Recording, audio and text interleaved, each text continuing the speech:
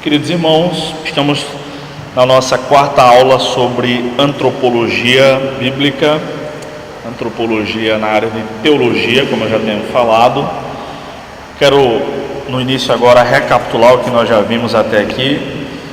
A antropologia é a doutrina do homem, né? Essa é a definição da palavra antropologia, e ela é estudada como um curso de uma faculdade, um curso universitário, onde o curso de antropologia estuda, e os antropólogos estudam o comportamento humano no seu lugar onde ele mora, enfim, com seus costumes e culturas. A antropologia também é estudada na teologia relacionada à área de missões, geralmente chamada também de antropologia missionária, e trata daquelas questões que os missionários vão enfrentar em outras culturas, tá? E no nosso caso, estamos vendo a antropologia pelo viés da teologia sistemática. Estamos vendo como a Bíblia ensina, o que a Bíblia ensina a respeito do ser humano, a sua composição, a sua criação. E na aula passada nós vimos basicamente sobre a composição do ser humano, né? Não sei se vocês chegaram a alguma conclusão aí a respeito da formação humana, mas nós vamos continuar aqui na página 23 e provavelmente encerrar esse assunto hoje. Também eu acabei falando de relance na aula passada, lembrei agora quando eu vi Mailson chegar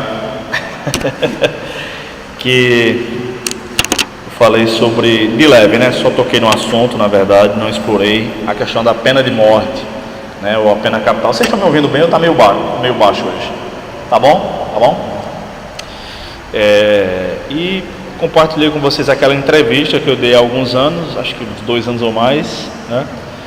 E coloquei lá no texto do nosso grupo a única resposta que eu daria de maneira diferente hoje. Não sei quantos viram aquele vídeo lá, por favor. Quem não viu, por favor, vocês estão reprovados já, tá? Você tem que prestigiar a prata da casa. Tá bom? Bem, alguns que tinham curiosidade viram aí. Alguns falaram comigo a respeito, né? Fizeram algumas perguntas ao longo da semana, mesmo no WhatsApp, né? Colocaram suas questões, suas dúvidas, enfim. Tá bom? Estou à disposição dos irmãos. Bem, aqui na página 23... há essa citação de R.C. Sproul que nós comentamos na aula passada. Eu quero continuar a partir do parágrafo seguinte, esse parágrafo de duas linhas só, que diz assim: homem e mulher foram criados por Deus com igual dignidade. Ambos são imagem e semelhança de Deus, mas os papéis são diferentes. Tá? Deus criou apenas 2 sexos. E é preciso que a gente faça uma diferença, ou uma diferenciação, melhor dizendo, até mesmo no vocabulário que a gente tem utilizado. Sexo não é o mesmo que gênero. Sexo é diferente de gênero. Sexo só são 2: macho e fêmea. Gênero é uma quantidade indeterminada no momento. Qual é a ideia? Esse pessoal que acredita que as pessoas não nascem com sexo definido, eles não usam a palavra sexo. Eles usam a palavra gênero. Prestem bem atenção a isso. Eles não estão se referindo ao substantivo, se o gênero é masculino ou feminino, né? Em grego é mais complicado, porque tem um gênero neutro, tá? Mas nada tem a ver com a sexualidade. Estamos falando de substantivos apenas. Enfim. Então, o que é gênero nessa concepção mundana? Gênero é a opção sexual. Com quem ou com que a pessoa tem a sua preferência sexual. Então o Facebook já reconhece lá mais de 30 tipos de gêneros, mas tem gente que já contou mais de 50. Tem um parlamentar inglês que ele vai votar lá uma questão e antes de anunciar o seu voto sobre essas questões aí de gênero e tudo mais, ele começa assim. É muito interessante. Eu vou ver se eu acho esse vídeo para vocês. Minha vida é mandar vídeo para vocês. Ainda bem, né? Ele começa assim, ele se dirige ao parlamento e diz assim: queridos machos, fêmeas, não sei o que vai dizendo o nome, ele diz uns 40 tipos de gêneros, o pessoal diz que existe. Aí diz, meu voto é não. Ele passa uns 3 minutos mencionando, para ridicularizar. O voto dele foi excepcional. Ele não disse que era feio, nem que era bonito, nem que era certo, nem que era errado. Ele só em mencionar já ridicularizou aquilo ali. Você viu? Interessante, né? Ele dá a palavra para o meu voto, não vou animar. Isso, por favor, o seu voto, né? Exato. Então, por exemplo, um homem que gosta de fazer sexo com mulher tem um nome lá para esse tipo de gênero. Uma mulher que gosta, a sua preferência sexual é com homens, é o segundo gênero. Um homem que gosta de homens e mulheres é o terceiro gênero. Uma mulher que gosta de homens e de mulheres é o quarto gênero. Um homem que gosta de mulher e de animais é outro gênero. Uma mulher que gosta de mulher e de árvores é outro gênero. Então é um número ainda não determinado. Vocês estão rindo, mas existe isso, né? Existe isso mesmo, tá? Então tem, por exemplo, eu vi um caso uma vez na televisão que era o seguinte: era um homem, isso tem uns 10 anos mais ou menos, nem estava essa badalação toda. Era um homem casado com uma mulher. Eles eram, segundo eles disseram lá, fiéis um ao outro, e a preferência de um era o outro. Só que o homem vestia-se de mulher e a mulher vestia-se de homem. E o homem gostava de se vestir de mulher e ter relação com mulher que se vestia de homem. E a mulher gostava de se vestir de homem e ter relação com um homem que se vestia de mulher. Por isso que eles estavam juntos. Me diga se não é uma insanidade mental um negócio desse? Então o pessoal olha, como é o nome daquela doença? Anorexia, né? É a pessoa que mesmo sendo gorda, ou eutrófica, né? Normal, corporalmente falando assim, nem magro, se olha no espelho e ela se vê só o couro e o osso. Ela se enxerga assim. E não é um problema de vista, é um problema mental. E aí tem diversos tipos de tratamento, enfim. Minha esposa uma vez estava me explicando, minha esposa é nutricionista, e ela uma vez estava me explicando, a gente estava conversando sobre isso, né? E como é diabólico esse negócio, né? Como é diabólico realmente. E tem tratamento, enfim, tá? É muito severo esse tipo de transtorno, mas existe cura até. Aí a galerinha hoje diz o seguinte: não, é porque eu sou uma mulher que nasci num corpo de homem. Rapaz, não existe isso. Não existe alma masculina e alma feminina. Existem hormônios, predominância de hormônios, órgãos genitais, órgãos internos. Então, quantos dos homens aqui tem útero? Mas nenhum, rapaz. Não tem nenhuma mulher aqui no corpo de um homem, não? Não, graças a Deus aqui está todo mundo bem, realmente falando. Talvez tenha alguém mais estressado, alguém que toma um remédio para dormir, alguém mais ansioso. O ansioso sou eu, tá? Enfim, mas isso tudo a gente vai levando, são doenças normais, dá para controlar. Então é preciso que a gente volte a utilizar o vocabulário adequado, tá bom? O vocabulário adequado é sexo e não gênero. A gente às vezes passa batido, de tanto ouvir na televisão, tanta besteira, tanta porcaria. Gênero masculino ou feminino é substantivo. Qualquer dúvida, pergunte a Manu, que é da área, ela vai lhe explicar direitinho. Só existem 2 sexos. Mas alguém pode estar pensando assim, e no caso do hermafrodita? Hermafrodita, eu não sei qual é a definição etimológica aí, mas é quando alguém nasce com os órgãos sexuais, os 2 órgãos. Mesmo quando isso acontece, o que é uma anomalia, ou seja, uma quebra da lei genética, mesmo quando acontece, existe uma predominância de um dos sexos. Eu morei em Campina Grande, meus pais, minha família toda é de Campina Grande, embora eu seja pessoense, e eu morei lá aqui uns 2 anos mais ou menos, quintal com quintal, e era cerca, o meu quintal, e o outro quintal também era cerca, não era murado, com a família de Ednancy Silva. Lembram daquela judoca, Ednancy Silva? Imensa e tal, muito talentosa, foi até para a Olimpíada. Eu lembro que a Olimpíada era aquela por volta do ano 2000, Sydney, sei lá, foi aquela Olimpíada lá, ela lutou. E ela, claro, não morava mais em Campinas, morava já em São Paulo, né, no eixo Rio São Paulo, enfim. A família dela que morava lá, os pais, né, e 2 irmãs. Mas eu a vi algumas vezes, ela foi lá visitar os pais algumas vezes. E eu era criança, né, tinha 11, 12 anos, fiquei encabulado de falar com ela. Hoje em dia eu falaria, enfim, parabenizaria, tentaria conversar um pouco. Mas eu fiquei encabulado, eu era moleque, mas de longe era difícil definir o sexo. Inclusive, eu não sei se vocês estão bem lembrados, mas ela chegou a fazer um teste de feminilidade.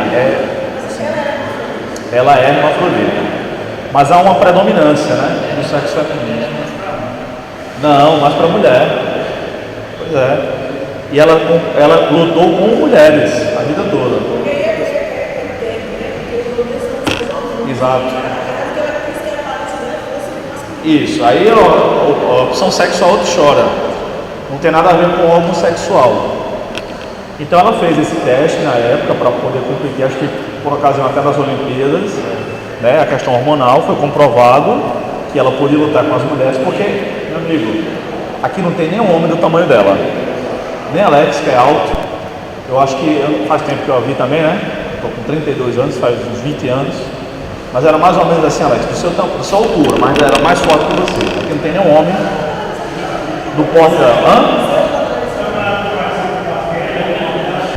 Ah, foi? Ela é maior que tu?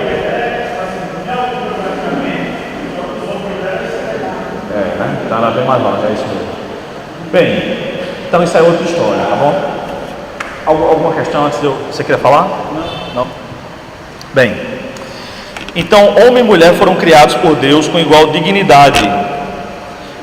Ambos são imagem e semelhança de Deus, mas há uma diferença na criação e nos papéis. Deixa eu falar uma questão bem prática aqui. Quem de vocês ficou em fila de posto de gasolina esses dias? Por favor, levanta a mão. Ok. Quantos de vocês empurraram carro? Quantos de vocês tiveram que empurrar carro? A maioria foi moto, né? Ok. Quantos de vocês viram mulher empurrando o carro? Viu? Quantas mulheres? Só uma? Ela estava conseguindo empurrar sozinha? Ela era grande? Era para baixo, era? Minha altura? Só uma, né? Só uma. Alguém mais viu? Foi como eu falei para minha esposa, né? Que domingo eu fui para a fila, não consegui gasolina, mas ainda tinha bastante. Aí eu voltei, falei, né? Como foi? Ela disse que essa é a hora que todo feminismo acaba. Não, minha esposa não é, né? Claro. Mas essa é a hora que todo feminismo acaba. Não vi uma mulher empurrando, só vi a Jundoca sentada nos carros, balançando os meninos. Por que o homem não podia sentar no carro, balançar o menino e a mulher empurrar o carro? Por quê? Porque Deus fez o homem com mais força. É Pedro que diz isso. Para quem for cego e doido, Pedro diz isso na Bíblia. Que Deus fez a mulher mais frágil. Então a mulher resiste mais à dor. Por isso que só mulher tem condições fisiológicas de dar à luz. Não é porque ela tem útero, não é só por isso.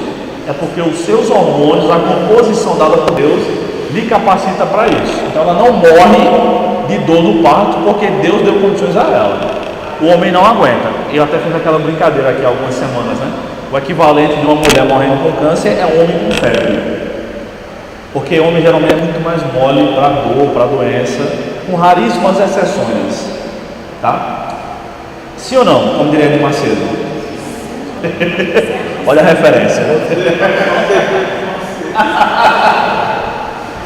Bem, então Deus fez macho e fêmea de maneira diferente. Então, quem tem que empurrar os carros são os homens mesmo, porque os homens foram feitos por Deus para proteger as suas mulheres, suas esposas e filhas e tudo mais, alimentar, cuidar e proteger. Então quem tem que ir para a fila é a gente mesmo, não tem problema. O problema é a hipocrisia do feminismo. Não, a gente é igual, a gente quer direitos iguais, a mulher ganha menos, há controvérsia, tá? Enfim, só que na hora de empurrar o carro, não vejo uma feminista, entendeu? Então, com esse povo, eu sinceramente não tenho nem paciência para discutir, não. Digo, não, vamos para a fila, empurrar o carro, que lá a gente conversa. Não, não vou. Então a gente nem conversa. Bem, homem e mulher foram criados com igual dignidade, mas possuem um papel distinto. Outro exemplo muito prático. Quem de vocês trabalha, a esposa não trabalha? Não trabalha fora. A mulher trabalha em casa. Ok. As irmãs têm algum problema nisso? Ok. Se fosse o contrário, se vocês que levantaram as mãos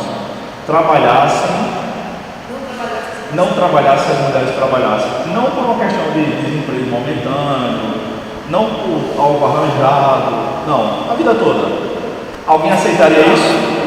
Se não, aqui em casa é o seguinte, homem e mulher é a mesma coisa aqui. Então, só você que vai trabalhar, fica em casa, cozinhando, vou limpar a casa, vou cuidar dos meninos.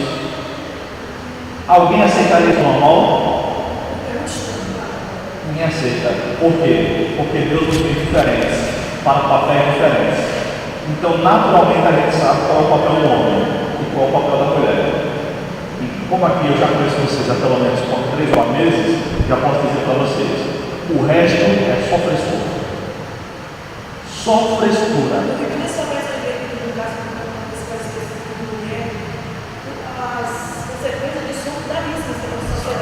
Pois é. Isso.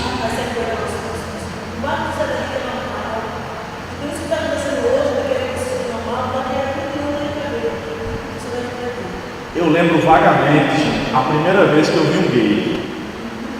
Eu tinha uns 4 anos, eu tenho memórias de até 2 anos. Eu tinha uns 4 anos de idade, estava com minha mãe. A gente foi em algum prédio, não lembro exatamente aonde, mas foi no centro de João Pessoa. E era um recepcionista, era um gay. Era um homem vestido de mulher, enfim, isso em 1990. Eu fiquei confuso. Pois é. Fiquei confuso, eu 4 anos de idade, primeira vez que eu vi. E aí minha mãe e ele começaram a rir, né? Ô mãe, é um homem ou uma mulher? Mas de imediato, você viria pela fala ou pela roupa? Rapaz, eu não sei, cara, eu era muito pequeno, mas eu sei que eu fiquei confuso, porque parecia um homem, estava vestido de mulher. Eu não lembro os detalhes da minha do que eu pensei, do que eu senti, mas eu lembro que eu fiquei confuso, né? Bem, eu ia falar outra coisa, mas acabei esquecendo, mas tudo bem. Queridos, vamos lá. Então ninguém aceitaria como normal, não é isso? Claro que não. É diferente quando é por um curto prazo de tempo, enfim. Quando é cultural, alguns indígenas que a mulher isso. E tem também, Renato perguntou semana passada sobre a poligamia, mas existem culturas onde existe a poliandria. Poliandria, vou anotar aqui. Quando uma mulher tem vários maridos. São pouquíssimas sociedades já detectadas, mas acontece. Tá? Acontece. E é complicado, né? Quando chega o evangelho lá, a desembaraçar tudo isso aí. É mais complicado que a poligamia, eu acho. Mais complicado. Mas vamos lá.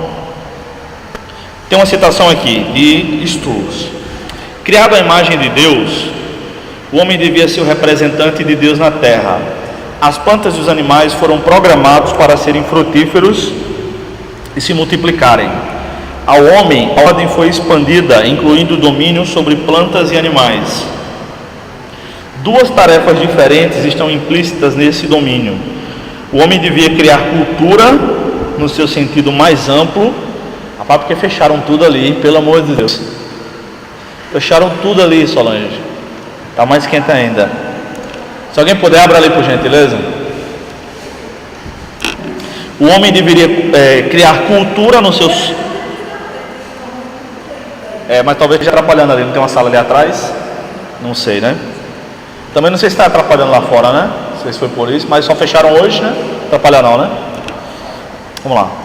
O homem devia criar cultura no seu sentido mais amplo e participar da soberania divina sobre o mundo. Ele foi coroado de glória e honra para que o nome de Deus fosse glorificado em toda a terra. Em suma, Deus criou o homem para que o nome de Deus fosse magnificado. Bem, estamos ainda basicamente recapitulando isso aqui. Acredito que eu tenha falado isso na semana passada. Mas à medida, eu vou dar o mesmo exemplo que eu dei semana passada. O homem compra um terreno, 10 por 20 metros. Ele cerca ou mura e ele está exercendo a soberania sobre aquele terreno, aquela propriedade. Claro que uma proporção muito menor do que Deus exerce soberania sobre todo o universo, mas assim também ele está dominando e sujeitando a terra. Quando o homem cria produtos para o benefício da humanidade, ele também está glorificando a Deus, sujeitando e dominando a terra. Por exemplo, por causa das lâmpadas, das luzes elétricas, né, da energia elétrica, dos tijolos, cimento e tudo mais que está envolvido aqui, essas telhas, que de manhã esquentam quase nada, né? É por causa dessa estrutura que a gente pode se reunir à noite, porque não está escuro, porque o homem criou isso aí. Então a gente é beneficiado pela criação da inteligência humana e Deus é glorificado com isso.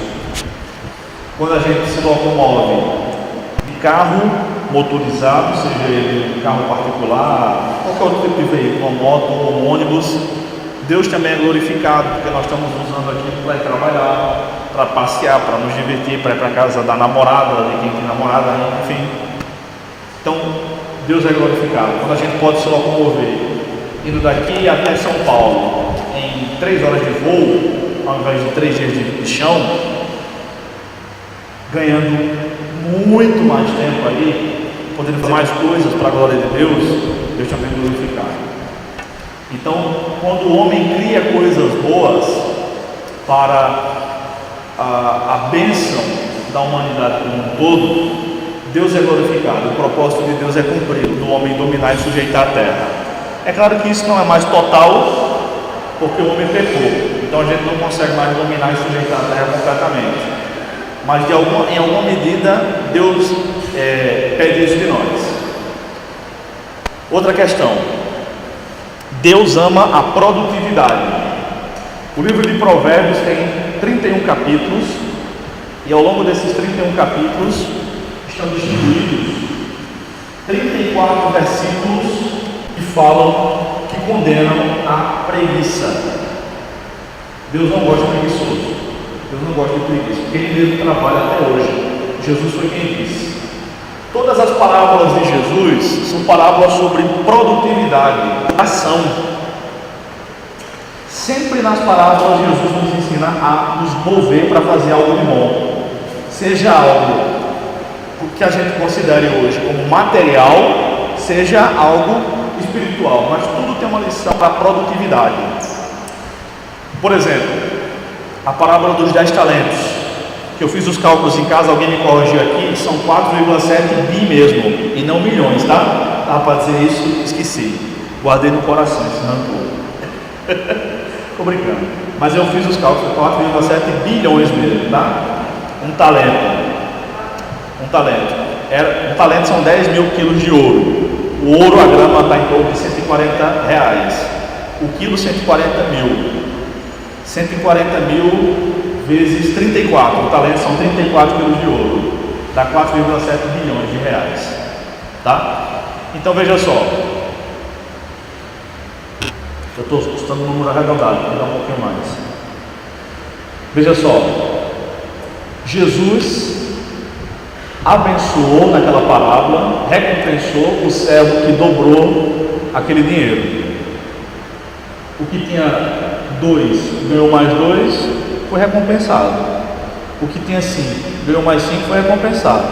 Mas o que tinha quase 5 bilhões de reais e não ganhou um centavo foi punido. Porque Deus ama a produtividade e reprova severamente a improdutividade. Ele diz da parábola do camarada que vai de madrugada, de meia-noite, pedir comida ao vizinho para o hóspede que chega de surpresa. Mas para a gente isso é besteira, porque de meia-noite está todo mundo acordado. Mas lá eles acordavam quando o sol clareava, então eles dormiam o mais cedo possível. Aquela hora é profundamente inconveniente, mas nós somos estimulados a orar com base naquela história. Outra coisa, não vou abrir o texto, gente, tá? Porque senão a gente vai sair do foco aqui, mas vocês podem anotar ou mesmo ver agora, fique à vontade. Obrigado. 1 Timóteo 5, 17 e 18, a gente já viu esse texto, acho que na primeira ou segunda aula, mas nós vimos com o foco da inspiração bíblica, tá? Paulo está falando do salário pastoral. No verso 17 ele diz que aquele que governa e preside bem, sobretudo aquele que faz um bom trabalho de ensino e de pregação, deve ganhar dobrados honorários. Tem tradução que não ajuda, diz assim: honra em dobro, honra dupla. E a gente pensa que honra é ser alguém bem tratado, mas não é. Honra ali é honorário, dinheiro. Quem faz um bom trabalho tem que ganhar melhor. Hoje em dia o pessoal chama isso de meritocracia. Aí ele vai fundamentar isso aí. Aí ele fundamenta no versículo 18, ele cita Deuteronômio 25:4 e Lucas 10:7, que é igual a Mateus 10:10. Eu digo que ele está citando Lucas porque Lucas foi companheiro de viagem de Paulo, tá bom? É mais provável que ele esteja citando Lucas, embora seja o mesmo texto com as mesmas palavras, porque Lucas estava mais, porque Paulo estava mais chegado a Lucas. O que é que eu quero dizer com isso? Que Deus também está disposto a recompensar quem se esforça mais, quem trabalha mais. Isso é justo. Então, é uma pena que Renato não esteja aqui para colaborar conosco. Eu digo porque ele é economista, tá? Mas em todos os países socialistas do mundo só se produziu pobreza, miséria, o povo morrendo de fome e violência. É assim em Cuba, que muitos esquerdistas brasileiros idolatram Cuba. Vai para lá. Você sabia que não tem curso de direito em Cuba? Não tem curso de direito, porque ninguém pode protestar.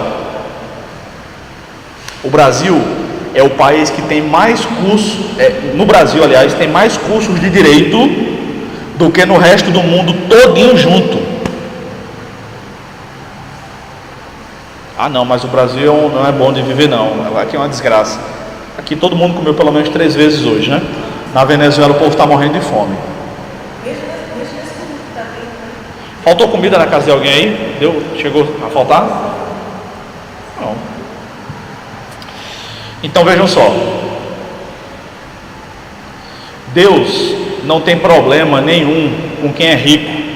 O brasileiro é que tem, porque a cultura brasileira é fundamentada na inveja. Quando um brasileiro, seja ele crente ou não, quase todos os brasileiros, vem alguém que está enricando, a primeira coisa que essa pessoa faz é insinuar que o cara está roubando. A primeira coisa que faz é insinuar. Não se contenta em pensar, verbaliza. Porque geralmente isso acontece porque o camarada não tem coragem de trabalhar. Lá na minha rua tem um grupo de mulheres, lá no Alto Mateus, na minha rua mesmo, que elas passam o dia inteiro na rua, na calçada, sem fazer nada, a não ser olhar a vida de quem sobe e de quem desce. Cheio de menino brincando na rua, elas não têm coragem de fazer din-din para vender os meninos. Nessas horas eu concordo com o Luiz Carlos Prates, um comentarista da TV do SBT do Paraná, uma vez comentando sobre essa preguiça que o brasileiro tem de trabalhar, mas gosta de falar mal da vida do outro que está enricando. A conclusão dele foi a seguinte: é pobre porque quer, porque gosta. Claro que isso não deve ser levado até as últimas consequências. Nem sempre é assim. Mas ela nem sempre é assim. Mas, tomando o exemplo dessas mulheres que não fazem nada, dou por visto como é na casa delas, bem arrumadinha, né?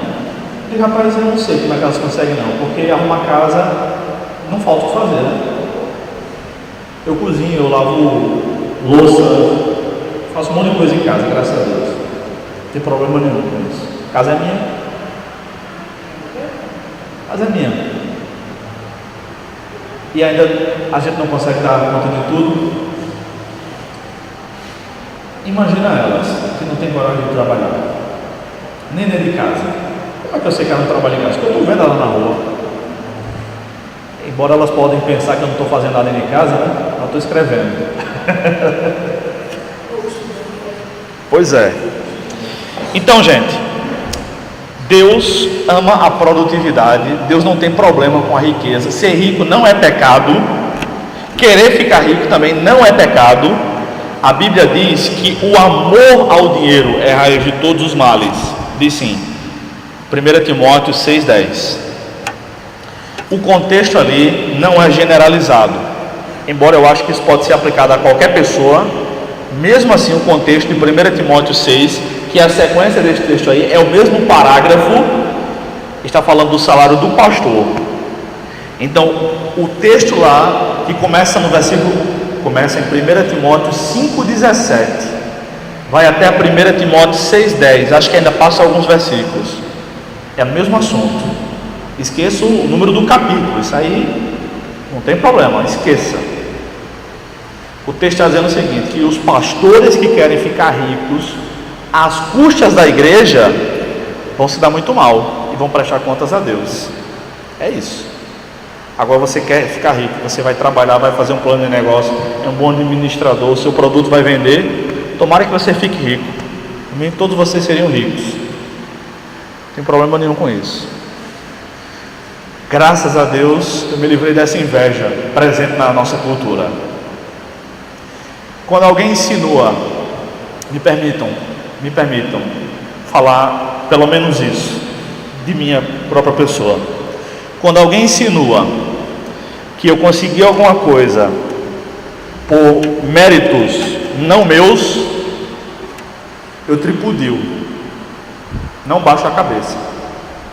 Eu lembro uma vez que eu cheguei no seminário, eu troquei de carro, eu tinha um Fordzinho K verde, 2 portas, direção mecânica sem ar-condicionado. Eu odiava manobrar com ele. Não tinha câmera de ré nem sensor também, então eu odiava manobrar nele. Mas era feliz por não ter que andar a pé. E aí eu troquei nesse Classic, né, que vocês estão vendo aí, tem 2 anos e um pouquinho, 2 anos e meio. Quando eu cheguei no seminário, que alguém falou assim, insinuou: ah, tá vendendo muito livro, né? É a hora. Eu estou escrevendo mais, para você comprar mais, para eu trocar de carro de novo. Acabou. Nunca, eu disse isso na frente de um monte de gente, nunca mais ninguém falou nada. A coisa que eu penso quando eu vou fazer um livro é o quê? Eu quero vender. É pecado vender? Agora, além de vender, o meu produto tem abençoado a vida de muita gente. Sim. Mas se eu estivesse vendendo banana, que não tem valor espiritual, mas só físico, era para a glória de Deus do mesmo jeito. Qual é o problema? Claro, eu trabalho feito um cachorro, minha mulher também. A gente trabalha para quê? Entendeu? Então Deus fica feliz. Eu tenho um livro contra a teologia da prosperidade, antes que alguém pense duvidosamente de mim, tá bom? Não é teologia da prosperidade que eu estou falando, é teologia do trabalho que eu estou falando, é diferente. Não é porque você é crente que você vai ficar rico, não. Você pode ser rico sendo crente ou sendo incrédulo. Só que o crente vai para o céu, sendo rico ou sendo pobre. E o incrédulo vai para o inferno, com o dinheiro todinho que ele tiver, ou liso. É simples. Ok. Alguma questão? Alguma pergunta? Falar de novo. foi o melhor livro que eu já li, não foi. Mas o livro que mais influenciou a minha vida até hoje foi um livretinho de 80 páginas, de Wayne Grudem, para variar, né? Está conversando ali sobre Grudem, chamado, que quase ninguém sabe que existe, e eu levei anos para saber que esse livro existia, porque foi pouco vendido, chamado Negócios para a Glória de Deus. É da editora Cultura Cristã, deve ter uns R$20 por aí. Eu emprestei, cometi esse pecado, emprestei. Eu lembrava a quem tinha emprestado, mas o irmão disse que jurou que não era a ele que eu tinha emprestado. Só que ele é um amigo meu, disse: irmão, eu sei que foi a você, mas tudo bem, eu vou comprar outro. É nojento, né? Negócios para a Glória de Deus. Aí eu comprei de novo, aí li de novo, aí eu li de novo. Aí quando eu li de novo, esse irmão, a gente é amigo, ainda hoje trabalha junto tudo, aí me ligou: Bruno, eu achei teu livro aqui em casa. Eu disse: eu sei que tá, eu sabia que estava com você. Você tinha dado o fim, mas foi você. Aí ele me devolveu o vendi, né? Já tinha comprado outro. Não faz isso não. Só com DVD, mas não uso mais DVD. Irmãos, vamos lá. Então já estamos falando aqui sobre a dominação humana, item 3.4.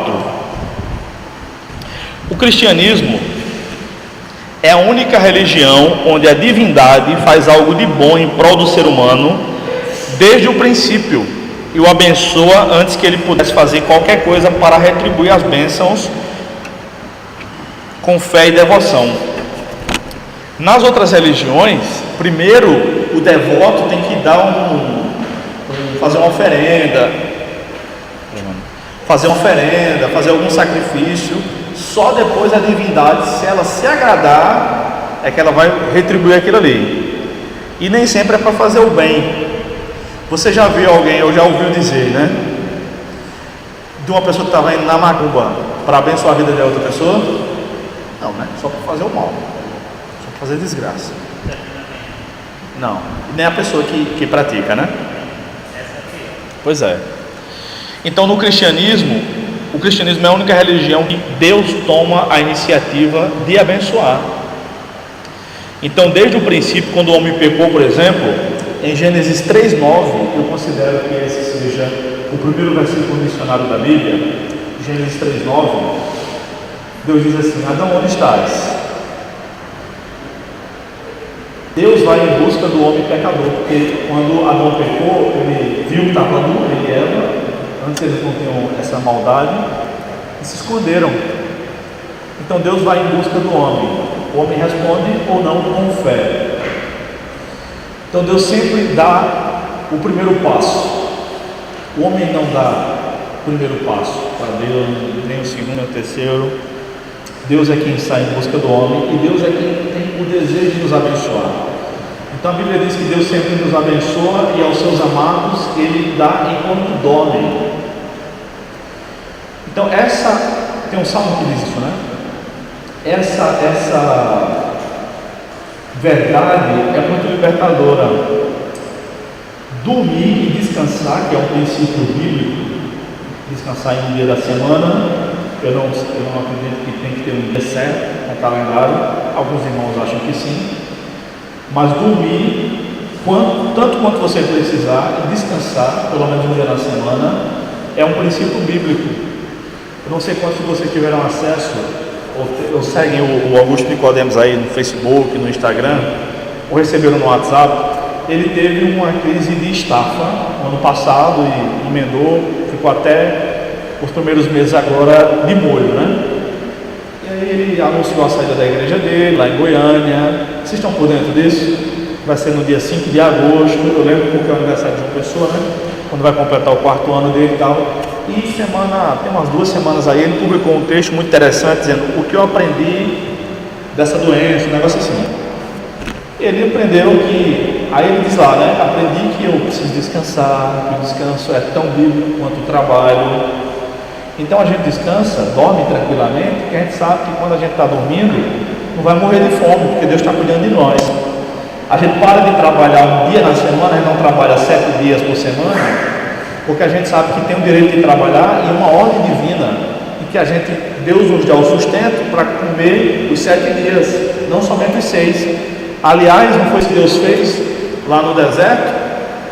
Não podiam colher codornizes nem o maná para 2 dias, só na sexta. Então a comida, o maná da sexta-feira vinha com conservante celestial que no sábado não apodrecia, porque Deus dava na sexta-feira o maná. Vocês lembram disso, né? Para a sexta e para o sábado, só voltavam a colher no domingo. Então a gente precisa aprender a confiar mais em Deus. Muito interessante isso, Solange. Nos últimos versículos de 2 Crônicas, Deus diz que vai levar o povo para o cativeiro. E eles tinham ficado na terra por 490 anos. Só que eles passaram 490 anos sem deixar a terra descansar. Era para a terra ter descansado quantos anos nesses 490? 70. A cada 7º ano parava. Quanto tempo eles passaram o cativeiro na Babilônia? Quantos anos? 70. Então foi como se Deus dissesse assim, de maneira implícita: vocês não vão deixar a terra descansar, não? Eu quero ver se vocês vão. Vem para cá, para a Babilônia. Deixa a terra boa. Já descansou, bom. Impressionante isso, né? Então vamos lá. Então Deus sempre vem nos abençoar, tá? Tem uma citação aqui de Carlos Oswaldo Pinto que diz o seguinte: Deus soberanamente cria o homem como seu governante representativo na terra e abençoa a humanidade com a fertilidade e com provisões em abundância. Quantas frutas existem? Quantas verduras existem? Quantos alimentos existem? Quantos pratos são possíveis de serem feitos? Um número incalculável, basta você saber cozinhar. E graças a Deus que eu casei com uma mulher que sabe cozinhar. E muito bem. Eu não gosto muito de carne, gente. Eu não gosto muito, tá? Eu não sinto falta. Como, né? Porque precisa, gosto um pouquinho, mas não gosto muito não. Eu comi muita carne obrigado pela minha mãe. Eu era obrigado a comer carne com a sandália do lado. Mas eu nunca gostei. Eu comia obrigado. Engolia assim como quem engole remédio. Quando eu cresci, eu digo, agora eu não como mais. Passei anos sem comer praticamente carne. Eu era magricelinho, que vocês não me conhecem de antes, graças a Deus. Bem, mas Deus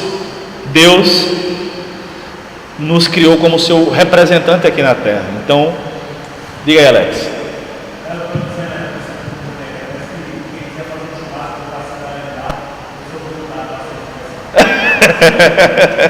Hoje eu até gosto um pouquinho, tá?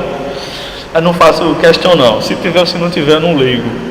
Bem, é isso. Deus criou o ser humano para dominar aqui essa criação. Fala. Fala, garoto. Sobre essa ideia de sempre dar o primeiro passo, existe alguma correlação com o pensamento monergista?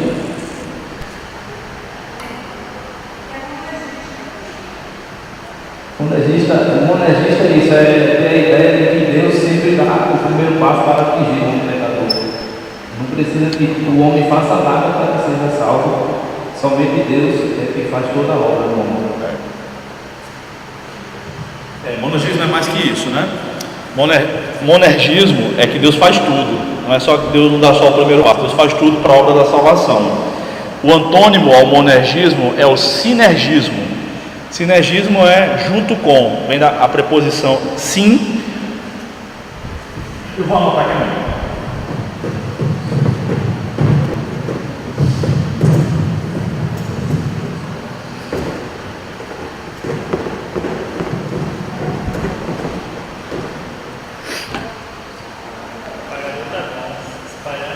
É a tinta que é muito boa. Vocês entenderam aí o tchan da coisa. Está na hora de propaganda. O monergismo, inclusive, é o nome de uma editora que vai estar aqui durante o congresso, porque é uma editora que tem esse viés calvinista, tá? Não, né? Exclusividade. Então essas palavras aí significam o seguinte: nessa ideia aqui, monergista, Deus faz tudo para salvar o homem. O homem faz o quê? Nada. Ah, mas ele crê. Sim, mas ele creu porque Deus lhe deu fé para crer e o coagiu para crer e tudo mais. No sinergismo, é a ideia de junto com. Sim, lembram de sinóticos? Visto junto com, né? Sinergismo, o homem atua também respondendo com fé. Essa é a ideia. Mas respondendo a pergunta dele, de Diego, não é essa a minha ideia quando eu estou falando que Deus deu o primeiro passo. Estou falando que Deus deu o primeiro passo, não que Deus fez tudo. É isso que eu estou dizendo. Ok? Alguma pergunta sobre essa questão aqui? Eu já tenho uma resposta pronta, só estou esperando a pergunta. A resposta a gente vai ver isso direitinho em teologia da doutrina da salvação, tá bom? Ok, irmãos. Essa questão aí, do 3.4. O ser humano deve exercer o domínio na face da terra para se assemelhar mais a Deus. A ideia é, assim como Deus é o grande soberano do universo, o homem é soberano, entre aspas, sobre sua casa, seu terreno, suas posses, etc. Às vezes nós chamamos isso, não está aí na apostila, né? Mas às vezes a gente chama isso de mordomia. Mordomia, né? Ou a doutrina da mordomia cristã é a ideia de administrador, não é a ideia de mordomia no mundo, né? Mordomia no mundo deve estar deitado na vida de alguém que faz favores, mas o mordomo não é esse. O mordomo é quem cuida, quem administra. Então aí a gente fala hoje em dia de mordomia do tempo, como é que a gente administra o tempo para fazer exercício físico, trabalhar, estudar, dar conta da esposa, dos filhos, enfim, orar e tudo mais. Mordomia do corpo, cuidar da saúde, mordomia dos negócios, mordomia de tudo. Essa é a ideia, tá? Eu acho que eu vi algum material aqui de vocês sobre isso. Vocês estudaram isso já em alguma sala dessa aí? Foi, né? Então, deve estar me confundindo aí. Tem. Tem isso, né? Então, beleza. Ok. Eu sigo dizendo aí, assim como Deus é o grande inventor de todas as coisas, o homem é o inventor de utensílios que beneficiam a existência humana, como carros, motores, livros, smartphones e etc. Assim como Deus cuida do universo, o homem deve exercer mordomia sobre aquilo que recebeu de Deus. Então, gente, o grande inventor e embelezador de todas as coisas é Deus. Não existe ninguém igualzinho ao outro, nem no Japão. Vocês sabem que tem aquela piada que o japonês não tira foto para documento, ele compra na banca, né? Sexo masculino, 18 anos sem barba. Pronto, é a mesma coisa, né? Mas não é assim. Não é assim. E a beleza dos animais? A gente começa ensinando para a criançada, né? Gata pintada, quem foi que te pintou? A beleza de um animal, os detalhes, a força, tudo isso foi Deus. O pôr do sol é um novo pôr do sol, é um novo quadro a cada dia. Deus ama a beleza e tudo que Deus fez é belo. Pelo menos todos conseguem ver, aliás, alguns conseguem ver beleza em tudo. Tem animais que são mais feios. Provavelmente as irmãs estão lembrando de alguém que é muito feio e discordando de mim. Eu estou falando originalmente, tá? Então Deus é esse grande inventor. Tem animais que estão sendo descobertos agora, porque eles vivem em profundidades tão altas que o homem não tinha condições de chegar antes, mas agora com equipamentos modernos consegue descer mais no fundo do mar e estão sendo descobertos agora. Então tem coisa que a gente nem sabe, porque tem tantos animais assim, para demonstrar a beleza e a multiforme sabedoria de Deus, a multiforme grandeza de Deus, a multiforme graça de Deus. Do mesmo jeito, não há limites para nós criarmos produtos, criarmos bens, criarmos serviços, tá? Alguns jovens, mais jovens, né? Adolescentes, beirando os 20 por ali, me procuram para conversar, às vezes, pessoalmente ou pelo WhatsApp, com aquela dúvida que todo mundo já teve ou ainda tem, né? O que é que Deus quer de mim? E aí vem conversar, né? Sobre a questão da profissão, dos estudos, o que é que deveria cursar, enfim, vem conversar, às vezes pedir oração, e não só comigo, né? Mas, enfim. Eu costumo dizer o seguinte: você já tem meio caminho andado. Como assim? Aquelas habilidades que cada um de nós tem, foi Deus que nos deu. Já foi Deus apontando o caminho. Eu não posso ser médico, eu não suporto ver sangue, não desmaio, mas eu não gosto, só de pensar minha mão já estão suando. Eu não posso ser um cirurgião porque minhas mãos tremem. Você está vendo aí? Quando eu seguro aquele computador vermelho que eu uso aqui, né, porque não tem os slides aqui, fica assim, na parede assim, sabe? Não posso. Eu não posso ser músico, embora eu tenha um violão e um cavaquinho que eu só toco em casa, só minha esposa e minha gata ouvem. Eu não tenho disciplina para estudar música, e música é matemática, não é isso? Vamos subir de tom, eu sei o que é, vou ter que calcular tudo de novo. Não tenho paciência para estudar isso, não. Tem que estudar todo dia, eu prefiro estudar teologia. Entendeu? Então, tem gente que lida com animais, com veterinário, pega o bicho e tal. Eu tenho medo de cachorro. Se for muito grande, eu não chego perto. Eu levei tanta carreira que eu tenho medo. Enfim, então, aquilo que você sabe fazer é a indicação do que Deus quer para a sua vida, para você trabalhar com aquilo. Mas não dá para viver com o que eu faço. Você já tentou? Quando foi criado o gravador, os músicos da época, acho que na Europa, vocês conhecem, choram alguém aqui, foram contra. Eles disseram: agora ninguém vai mais vir para o teatro nos ouvir tocar. Já pensou? A gente não pode ser contra a inovação.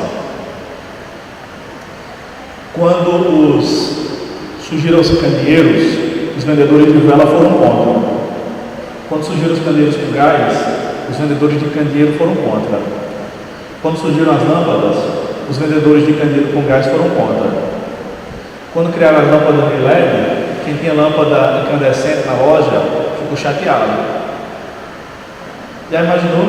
Se a gente tivesse dito: não, para preservar o emprego desse aqui, não vamos deixar. A gente estava à luz de velas aqui ainda. Não tinha microfone, não tinha nada, nem plástico. Não tinha poliútil, nem nada.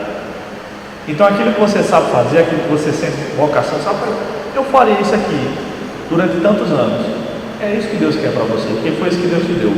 Outra coisa, é possível que você tenha mais de uma vocação. Eu conheço histórias de gente que ganha R$7.000 concursado, concurso público, para carimbar documentos. E no final de semana ele faz o que ele gosta. Vai passar minha vida. Você fez o que a vida toda ali? O cara embaba documentos. Não ganha, ele paga para fazer. Então a satisfação é melhor do que dinheiro. Porque com a satisfação a gente ganha qualidade de vida. É melhor você ganhar um pouquinho menos, talvez, pelo menos durante um tempo, um pouquinho menos. Aí se não der tanto, se for muito mais baixo, você veja aí as suas necessidades, para depois não botar a culpa em mim, né? Aqui não tem criança, estou falando assim, mas eu sei que aqui não tem criança. Mas a qualidade de vida é tudo, né? Então eu fiz uma especialização em gestão e liderança e vi uma pesquisa lá, irmãos, que era sobre umas empresas na Inglaterra. Então um grupo de pessoas saiu de uma empresa que ganhava, eu vou arredondar para reais, como se fossem reais, assim, R$3.000 por mês. Eles ganhavam lá. Só que o trabalho deles não rendia na empresa A. Ganhava R$3.000, mas o trabalho era uma empresa mal organizada, mal gerida. E eles tinham que fazer um monte de coisa inútil. E eles foram para a empresa B. E lá eles ganhavam R$2.000. Era um negócio de um terço de diferença. Mas além do trabalho render, era algo de útil para a sociedade. E era possível também almejar promoções. Na outra não. A satisfação de todos foi na empresa B, ganhando menos, porque estavam fazendo algo útil. Às vezes a gente tem que trabalhar durante um tempo em algo que não gosta para poder se sustentar. José teve que trabalhar na cadeia, e de graça. Mas às vezes a gente também pode mudar de profissão. José foi fiscal de pastor de ovelha, mordomo na casa de Potifar, chefe de, como é que chama na cadeia? Aqueles chefe de pavilhão de cadeia, para poder se preparar para ser o primeiro-ministro, vamos dizer assim, do Egito, aos 30 anos de idade. Jesus foi, você quer falar, né? Jesus foi dos 12 aos 30 carpinteiro. Com 12 anos o menino começava a seguir a profissão do pai. Com 30 anos ele sai de casa, tendo sido carpinteiro por 18 anos, e muda de profissão. Nunca mais provavelmente ele fez nada na carpintaria. Se tornou um professor itinerante. Não tem problema de mudar de profissão. Às vezes a gente tem que se reinventar mesmo. Nada de estar na apostila, como vocês sabem, mas a gente ora antes da aula, né? E eu creio que essa palavra pode estar servindo para alguém. Alguma questão? O pecado humano. Eu só coloquei um parágrafo aí, porque o nosso próximo módulo, a partir de terça, vai ser sobre a doutrina do pecado, tá bom? Mas há uma ligação aqui também. Você pode ler esse parágrafo? O homem pecou porque não entendeu. Não atentou. Não. O homem pecou porque não atentou para o que Deus disse. Este ato do pecado humano dá-nos um nome de queda. Isso não deve ser entendido como algo literal, mas como uma queda de um lugar elevado, que era a comunhão direta com Deus. De igual modo, o homem morreu quando pecou. Não significa que o fôlego saiu dos seus pulmões, o coração parou de bater ou o cérebro parou de funcionar, mas que o homem foi separado de Deus. Afinal de contas, a palavra morte significa separação. Obrigado. Então, isso também faz parte da doutrina do homem. O homem pecou. O homem não é hoje igual à condição em que foi criado, tá? Essa palavra que nós chamamos, essa questão que nós chamamos de queda, não é literal. O homem não caiu no chão, se arranhou. Ele caiu da sua posição ao lado de Deus, tá? Vamos ver um texto, mas antes eu vou fazer uma pergunta para vocês, antes de dizer o texto, não é Isaías não. E hoje em dia, o homem continua sendo imagem e semelhança de Deus? Sim, não, talvez. Hoje em dia, o homem ainda é imagem e semelhança de Deus? Ou só era quando foi criado? Já pensaram nisso? E aí, eu não é? É não. Quem acha que não é? Quem acha que é? Quem está com vergonha de responder que ele está errado? Você. Bom, eu acho que é. Eu acho que é imagem, mas não semelhança. Deixa eu responder logo isso. Não, imagem e semelhança é a mesma coisa. É como carne e sangue. Tem um só sentido.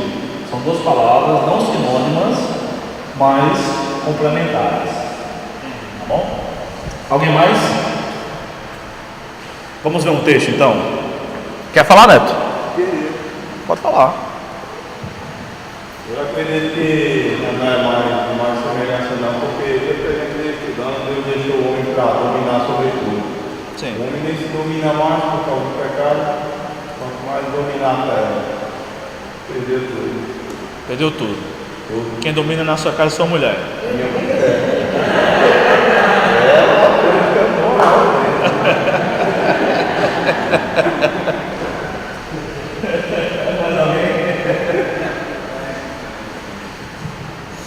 Vamos lá, vamos ver o texto em Tiago, capítulo 3, por gentileza. Tiago.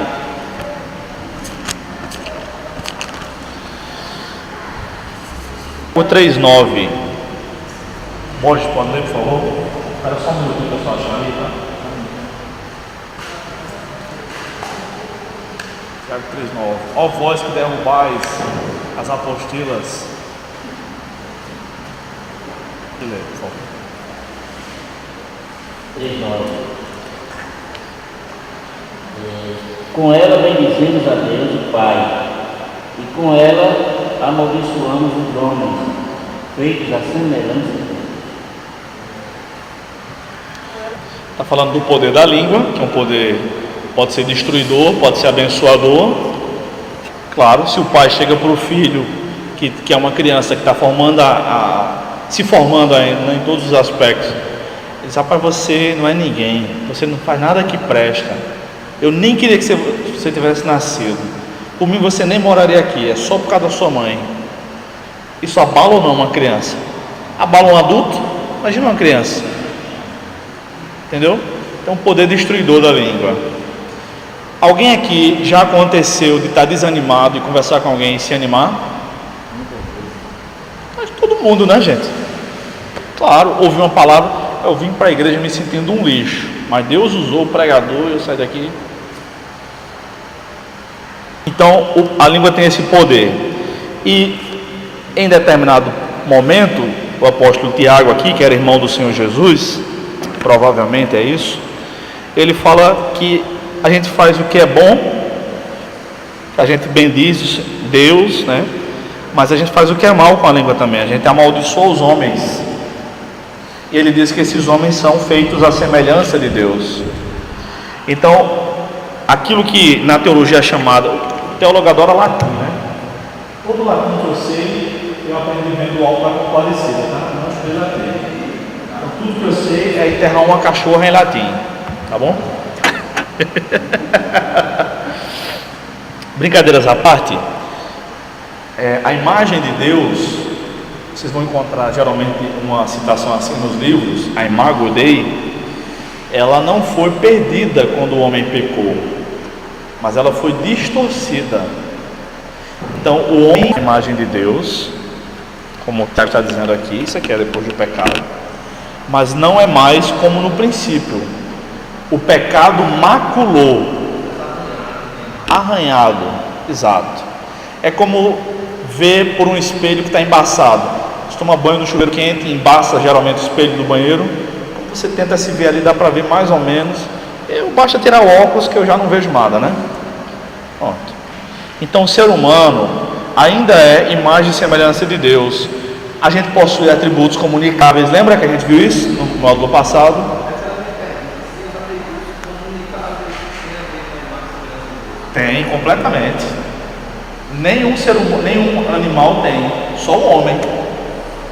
Só o homem. O gato não ama a gata, ele sente o cheiro quando ela está no cio.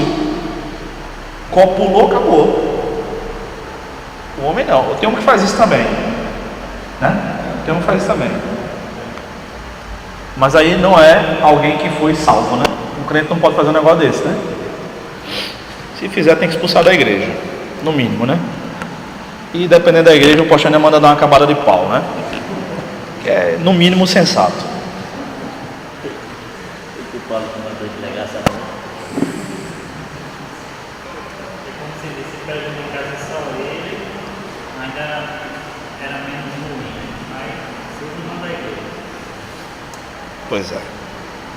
Bem, então o ser humano, irmão, ainda é imagem e semelhança de Deus, mas a gente não é mais como no princípio. Nós estamos maculados. À medida que a gente vai crescendo na maturidade espiritual, a gente vai se tornando cada vez mais parecido. Esse Paulo fala parecido com Jesus. Esse que Paulo fala na carta aos Efésios, capítulo 4, Já que estão com a Bíblia aberta aí, vamos lá. Um pouco de Bíblia, não ofenda ninguém. Efésios 4. Ó, tem algumas páginas aí. No verso 11, Paulo diz aí que Deus deu apóstolos, profetas, evangelistas, pastores e mestres para o aperfeiçoamento da igreja. Versículo 12 ele diz: para o aperfeiçoamento dos santos, que são os crentes, o aperfeiçoamento da igreja. E aí no verso 13 ele diz assim, Efésios 4:13: isso vai acontecer, esse aperfeiçoamento, até que todos cheguemos. Veja que ele se inclui, não é até que vocês cheguem, é até que todos cheguemos à unidade da fé e do pleno conhecimento do Filho de Deus, ao estado de homem feito, à medida da estatura da plenitude de Cristo. Então nós vamos sendo transformados cada dia mais parecidos com Jesus. Às vezes a gente dá 10 passos para trás e 5 para frente só, mas deve continuar andando para frente.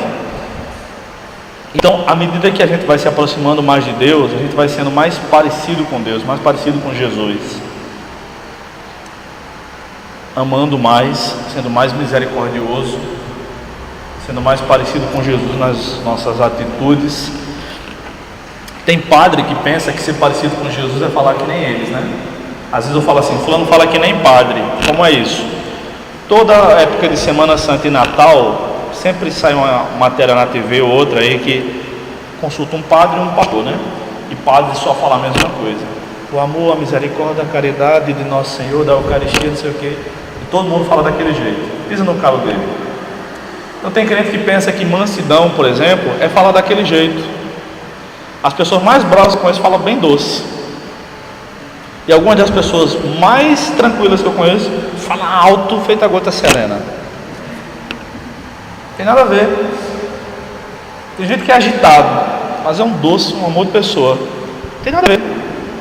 Gente que pinta o quadro de Jesus errado, né? Assim que Jesus só falava daquele. Imagina Jesus derrubando as mesas dos cambistas. Oh, meus queridos, como eu amo vocês. Será que foi assim? Com chicote na mão. Por gentileza, eu posso derrubar isso aqui? O texto chegou de voadora. O texto de João capítulo 2 e o texto que fala, outros textos que falam sobre isso, não diz que ele bateu em ninguém, mas diz que ele estava com o chicote na mão. Provavelmente ele não deve ter batido em ninguém não, mas ele derrubou as mesas lá. Não sei, acho que não sei se ele bateria em alguém não, mas tá bom? Então a nossa condição é essa. Nós somos pecadores, mas ainda somos a imagem de Deus. Aliás, não é isso que garante a dignidade do ser humano? A imagem e semelhança de Deus? Tá?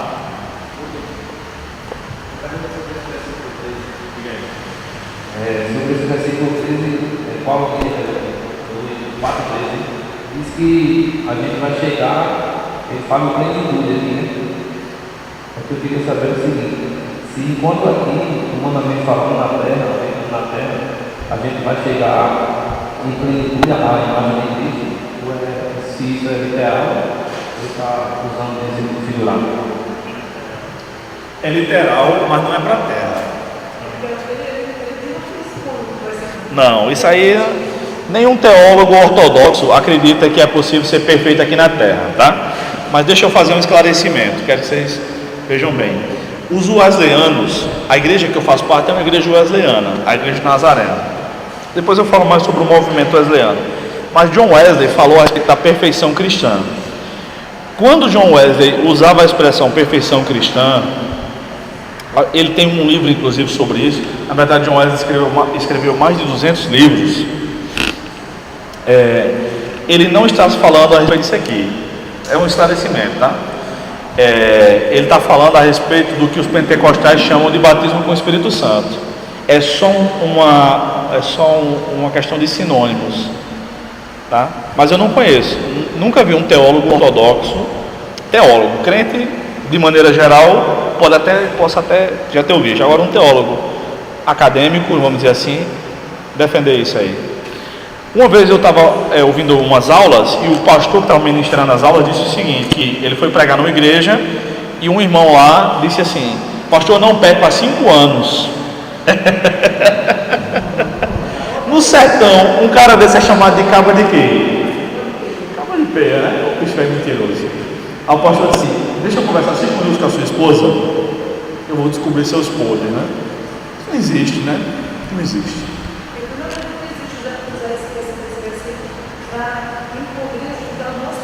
Não, claro que não.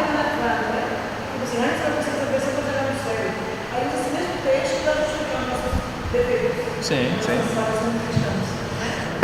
Às vezes a gente pensa até que algumas coisas são falhas e defeitos, enfim, mas não são, né? Deus perdoa a minha limitação. Não peça perdão por ser limitado, não, que quem nos fez limitado foi Ele. Ser limitado não é pecado, não. Obrigado, Senhor, porque eu sou limitado. É assim, né? Devorar. Não pedir perdão. Qual o problema de ser limitado? Aí agora tem gente que pensa que é ilimitado, né? Aí não dá, né? Vamos lá. 3.6. Diga. Esse parágrafo aqui que faz uma correlação, né? Foi. De queda com a morte, né? Isso não é literal, né? Fazendo aqui. Isso. Não significa que o fôlego saiu do pulmão e tal. Eu queria saber se o texto de Efésios 2, por exemplo, que nós estamos mortos por nossos pecados e delitos, ali é a morte espiritual, se tem a ver com esse parágrafo aqui. Totalmente. Morte ali, nós estávamos mortos em nossos delitos e pecados, mas Deus, por seu imenso amor, deu-nos vida e nos ressuscitou com Cristo. Também é figurado, né? Porque a gente não estava num caixão. Essa morte é espiritual. Nós estávamos mortos porque estávamos longe de Deus. Inclusive, esse texto tem sido muito mal compreendido por alguns teólogos, até bons teólogos. Uma vez Spurgeon, por exemplo, comparou esse texto de Efésios 2 com a morte de Lázaro. E aí ele disse o seguinte no seu sermão, não lembro o título do sermão nem o número dele, tá? Mas não deve ser difícil de encontrar. Ele disse que do jeito que Lázaro estava morto, nós estávamos mortos nos nossos pecados. Não, filho. Ele confundiu. Lázaro estava morto em estado de putrefação. Coração parado, cérebro inativo, sem ar. E nós não. O morto que Efésios 2 fala está tão vivinho que peca cada dia mais. E morto não peca. Esse morto é espiritual, essa morte é separação, não é? Que é essa mesma que esse cara está falando aqui, você viu esse negócio aqui? Estávamos.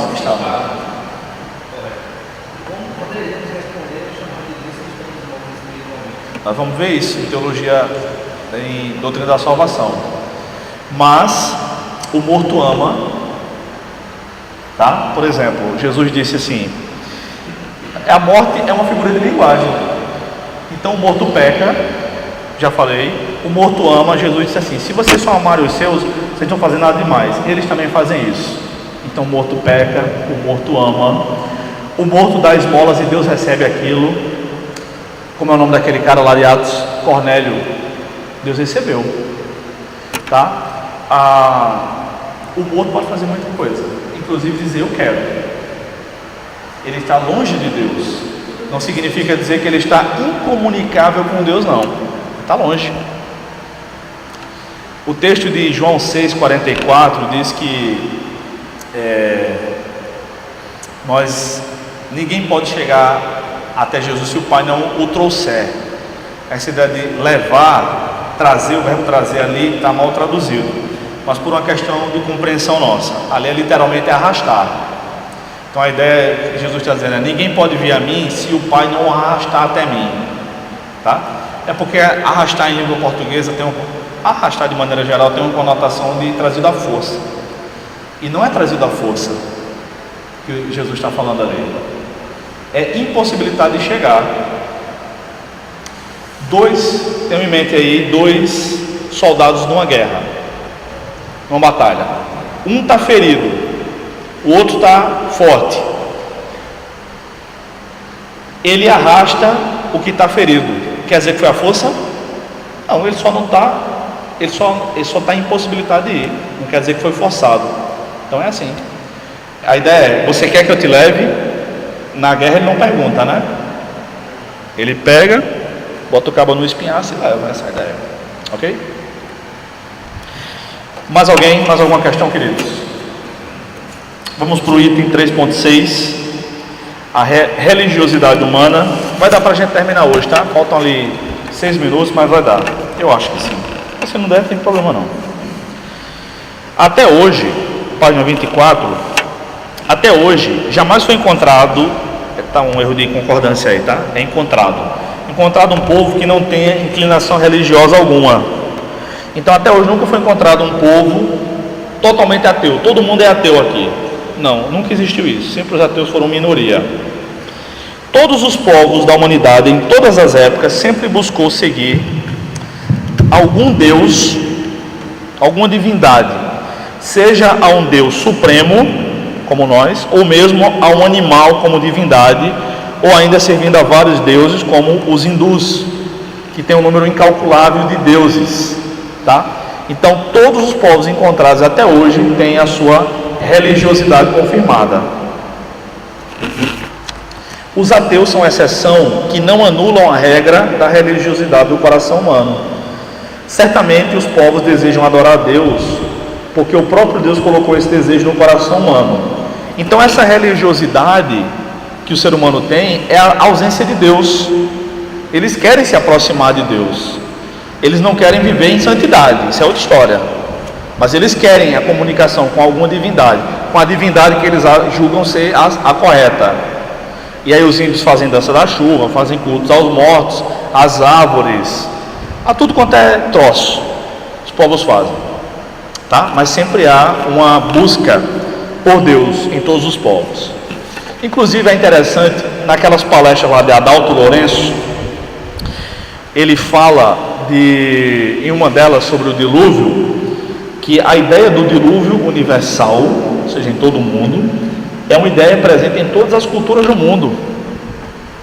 Mesmo quando o homem chega lá, o homem, vamos dizer assim, civilizado, chega naquela tribo que não tinha contato com um ser civilizado, quando chega lá, eles têm uma história de um homem que foi chamado por Tupã, ou por Deus, ou por Alá, para construir um barco muito grande e botar algumas pessoas e alguns animais dentro. E aí os detalhes vão variar. Quem é que ele colocou, quanto tempo no barco, né, no grande barco, quanto tempo choveu e como foi, os detalhes vão variar. Mas o grosso da história de Noé é uma história presente em todas as culturas. Muito interessante isso, né? O que talvez confirme a ideia da Pangeia. Sai totalmente aqui, né? A ideia de um continente único no começo, né? Bem, vamos lá. Infelizmente, a igreja cristã não tem enviado o número suficiente de missionários que deveria para que todos os povos conheçam e adorem ao Deus Pai, Deus Filho e Deus Espírito Santo. Oremos por isso. Nesse texto aí que eu coloquei, de Mateus 9:38, é aquele que Jesus disse assim: rogai ao Senhor da seara para que envie trabalhadores. A ideia lá no rogai é assim: rogai urgentemente. Então a gente tem que orar sempre para que Deus levante missionários. Não é só no culto de missões, é orar todo dia, orar sempre. Posso passar? A vontade humana. Até quando a vontade humana foi comprometida por conta do pecado? Esse debate vai longe, realmente, né? Atualmente as principais posições no meio do cristianismo ortodoxo são as visões calvinista e arminiana. Então a ideia é a seguinte: de maneira geral, todos concordam que antes do pecado o homem tinha livre arbítrio. Ele optava ou não, decidia, ele optava pelo que ele queria. Depois do pecado, depois como pecou, então essa ideia não é mais uniforme. Então essas são as duas principais vertentes atualmente: o calvinismo e o arminianismo, que eu escrevi errado aí, né? Bem, no calvinismo há a divisão de ideias sobre quando foram realizados os decretos divinos para a salvação e perdição eternas. Vou explicar, tá? Eu vou ler, mas vou explicar. O supralapsarianismo, essa palavra aí, esse palavrão, né? Ensina que Deus decretou a eleição e a reprovação dos seres humanos antes mesmo que o homem houvesse cometido pecado. Então vamos lá. Dentro do calvinismo há essas divisões, essas duas divisões. Os supralapsarianos acreditam que quando Deus criou todas as coisas, ele já havia decretado que o homem pecaria, tá? Então ele dá ordem, mas o homem já tinha sido decretado por Deus. Essa é a visão calvinista, tá? Supralapsariana, que o homem pecaria. Então assim o homem já estava com os dias contados. Essa é a posição de João Calvino. O João Calvino, mesmo do século XVI, nas Institutas, diz exatamente isso. Ele diz assim, que Deus não apenas permitiu a queda humana, mas ele a decretou previamente. Essa é a visão dele. Mas há outras pessoas que concordam com Calvino na maioria das coisas, também devem ser chamadas de calvinistas, mas diferem um pouco nisso aí, que são os infralapsarianos. Essa é a visão do infralapsarianismo, que ensina que esse decreto divino só ocorreu após a queda do homem, ou seja, Deus só escolheu quem vai para o céu, porque todos já iam para o inferno, após o pecado humano. Os infralapsarianos creem assim. Os supralapsarianos, que é maior, acreditam que desde o começo Deus já tinha escolhido tudo, absolutamente. Quem vai para o céu, quem vai para o inferno. Sendo assim, a vontade humana é algo como virtual. O homem não tem livre-arbítrio. Ficou claro? Alguma questão, alguma pergunta, alguma colocação? Vocês me dão mais 2 ou 3 minutos no máximo?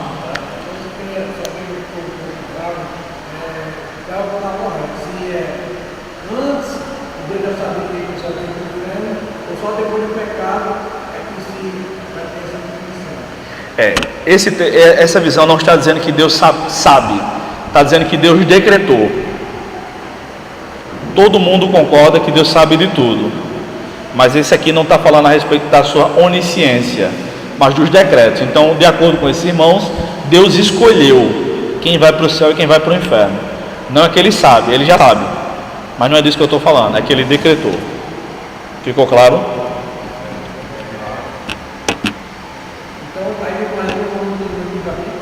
De acordo com essa posição não tem. Entendeu? São diferenças, Eu discordo com essas duas afirmações. Tá bom, tem uma outra opção aí, talvez você concorde com ela, ou talvez não. O arminianismo defende que o homem perdeu o livre-arbítrio quando pecou, tá? Os arminianos clássicos, aqueles que concordam com Jacob Armínio, não acreditam que o homem tem livre-arbítrio, mas que quando pecou lá no Éden, perdeu, e que depende da graça de Deus para escolher fazer o bem. Isso é chamado no arminianismo de graça preveniente. A ideia é que o homem só consegue fazer algo de bom, ou escolher algo de bom. Todo mundo concorda que o homem sempre vai escolher o que é pior. O homem sempre vai escolher pecar, mas às vezes o homem faz alguma coisa boa, tá? Afinal de contas, o homem não é um demônio, só faz o que não presta o tempo inteiro. Então, no arminianismo, isso é chamado de graça preveniente. Eu trouxe uma citação aí de Wellington Mariano, que diz o seguinte: livre-arbítrio é o que Adão e Eva tinham antes da queda. Todos os seus descendentes, portanto nós, em razão da queda, nascem sem livre-arbítrio. O arbítrio quer dizer vontade, O arbítrio do homem, nascido em delitos e pecados, é escravo. O termo mais correto e específico, portanto, para se definir o arbítrio do homem natural, o homem sem Cristo, é arbítrio escravo. É um arbítrio que não é livre, mas que está escravizado pelo pecado. Tem um teólogo arminiano, acho que é o mais relevante no momento, chamado Roger Olson, que ele chama de livre-arbítrio libertário. A ideia é que o homem não tem livre-arbítrio, tem alguma vontade, mas essa vontade está condicionada à graça de Deus. Ok? Alguma pergunta, queridos? Alguma questão? questão só do Diga aí. do Davi. Diga. É que eu imagino o seguinte, que esse livre-arbítrio dele, ele existe desde o princípio. Ai. Porque o homem teve escolha de fazer o que ele queria. Desde a sua criação, e continua até hoje. Eu estou até hoje na igreja. Se eu não quiser ser salvo, eu saio. Então, para mim, continua até hoje. Desde a da criação, posso estar errado. Mas Deus, ele não é aquele que arrasta sem você querer. Ele te dá a oportunidade de você escolher, que você é um livre-arbítrio, você escolhe. Então, desde o princípio foi assim, ele mostra o erro, os dois caminhos. E ali você fica ao seu dispor. Alguém mais gostaria de comentar? É como diz lá em Ezequiel, capítulo 3, versículo 19, se não me engano, que diz assim, você pode fazer tudo perfeito até hoje para Deus. Mas se você parar por ali e cair para o mundo, você acha que você fez no seu passado não é levado em consideração. Entendi. Ele falou assim, eu estou na igreja, se eu quiser ser salvo, sai da igreja. Aí eu não vai ser salvo, não vou comprar, porque assim, uma vez salvo, toda vez não tem no livro da vida resgate. Se ele entrou e não quer ser salvo, porque ele nunca foi salvo. Ele entrou porque ele ganhava para mim e saiu porque isso aí não. Entendi. Tá bom, a gente vai discutir mais isso aí, essas ideias na doutrina da salvação. Tá bom? Pelo visto vai ser a mais quente aí. Deixa eu fazer a chamada. Hã?